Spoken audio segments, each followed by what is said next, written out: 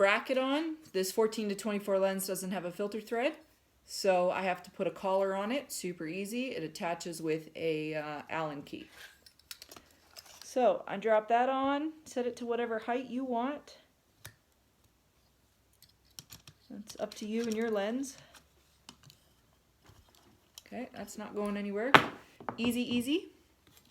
Okay, so next step is pull the cover up over the lip of the ring here.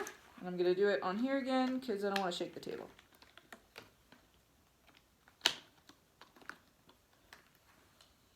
Now if you need to see this again, I have a couple YouTube videos where I install the Outex system. This is the new Outex 180 dome port.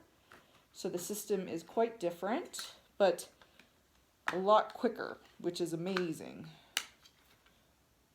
Okay, so you get your cover around the lip of... My dog is scratching the door. No, Meeker.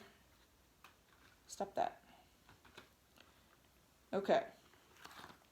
See, around the side there, it's on. Here's the 180 dome port. That's the cover now they have for it. It's very nice. Super easy. Protects it. Here's the beautiful piece of glass right there. Nice port.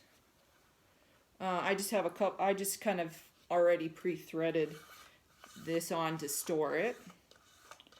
So, before you drop everything, first step, get the dog hair out of your dome port.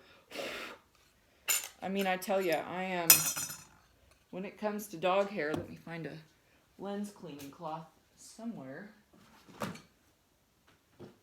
When it comes to dog hair, I think I hold the record. Okay. Perfect. So I'm going to just set the dome port here for a second.